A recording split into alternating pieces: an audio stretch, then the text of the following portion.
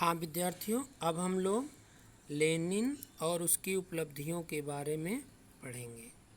अभी तक पिछले वीडियो में आपने लेनिन के बारे में पढ़ा, अब हम लोग उसकी उपलब्धियों के बारे में पढ़ेंगे।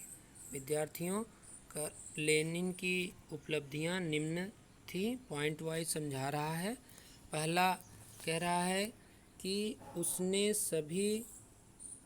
उसने सभी पुराने कर्मचारियों को नौकरी से बाहर निकाल दिया। विद्यार्थियों कह रहा है जब लेनिन के हाथ में सत्ता की बागडोर आई बोल्शेविक दल के नेता के रूप में, तो उसने कह रहा है कि उसने सभी पुराने कर्मचारियों को नौकरी से निकाल दिया। दूसरा पॉइंट कह रहा है विद्यार्थियों, उसने सभी राष्ट्रों से न्यायपूर्ण तथा प्रजातांत्रिक संधि के लिए तुरंत बातचीत शुरू करने का आग्रह किया। जब उसने नौकरी से पुराने कर्मचारियों को निकाल दिया, तब उसके बाद उसने सभी देशों से न्यायपूर्ण तथा प्रजातांत्रिक संधि के लिए तुरंत बातचीत करना प्रारंभ कर दिया। अगला पॉइंट विद्यार्थियों कह रहा है, युद्ध बंद हो जाने से सभी राष्ट्र प्रसन्न हो गए तथा वे लेनिन के समर्थक बन गए। जब युद्ध बंद हो गया विद्यार्थियों, तो सभी राष्ट्र लेनिन के समर्थक बन गए और खुश भी हो गए। अगला पॉइंट विद्यार्थियों, लेनिन ने परंपरावादी चर्च को बंद करके उसकी संपत्ति छीन ली। कह रहा है विद्यार्थियों, लेनिन जो परंपरावादी चर्च था, जो जहाँ के पादरी लोग हमेशा विलासिता में डूबे रहते थे, उस चर्च को बंद करके उसकी संपत्ति अपने कस्टडी में ले लिया, अपने अधिकार क्षेत्र में ले लिया। फिर कह रहा है विद्यार्थियों कि पांचवा पॉइंट कि लेनिन ने उत्पादन तथा क्रय विक्रय की संपूर्ण व्यवस्था को मजदूरों के हाथों में सौंप दिया। जो क्रय विक्रय था विद्यार्थियों, उत्पादन का खरीद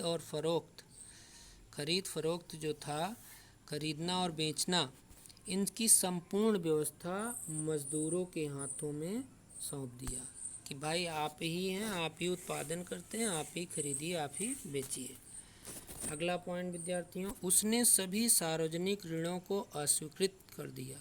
जितने भी सार्वजनिक ऋण थे उसने एकदम से उन ऋणों को स्वीकार नहीं किया, अस्वीकृत कर दिया। अगला पॉइंट विद्यार्थियों, उसने जमींदारी की भूमि उनसे छीन ली और उसे राष्ट्र की संपत्ति घोषित कर दी। लेनिन ने जमींदारों से उनकी सारी ज़मीनें छीनकर उसे राष्ट्र की संपत्ति घोषित कर दिया।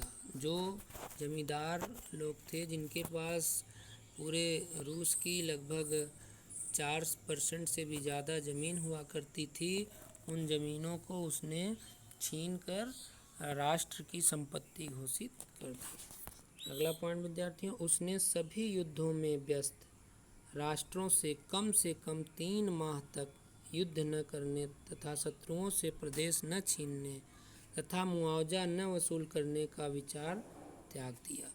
कह रहा उसने सभी युद्धों में व्यस्त राष्ट्रों से कम 3 माह तक युद्ध न करने तथा शत्रुओं से प्रदेश न छीनने तथा मुआवजा न वसूल करने का विचार भी, जो विचार पहले उसके मन में ये सब आए थे विद्यार्थियों, उन सभी विचारों को उसने त्याग कर दिया, छोड़ दिया, भूल गया। फिर अगला पॉइंट कह रहा है, उसने सभी के लिए कार्य करना जरूरी बनाकर एक नई अर्थव्यवस्था का सूत्रपात किया। उसका कहना था कि अगर आप इस देश में रहना चाहते हैं तो आप सभी को कुछ न कुछ काम करना पड़ेगा, चाहे अमीर हो चाहे गरीब हो, सभी के लिए कार्य करना जरूरी बनाकर एक नई अर्थव्यवस्था का सूत्रपात कर दिया। फिर कह रहा, लेनिन ने सभी निजी स्वामित्व वाले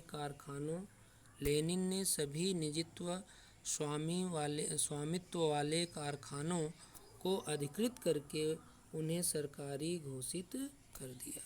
कह रहा है विद्यार्थियों कि जो लेनिन था सभी निजी स्वामित्व वाले कारखानों को अपने अधिकार क्षेत्र में लेकर उन्हें सभी कारखानों को सरकारी घोषित कर दिया। सभी कारखानों को क्या कर दिया विद्यार्थियों? सरकारी घोषित कर दिया। इस प्रकार से लेनिन ने बहुत ही सुधारवादी कार्य किया देश के लिए। यह सब उसकी उपलब्धियां थी।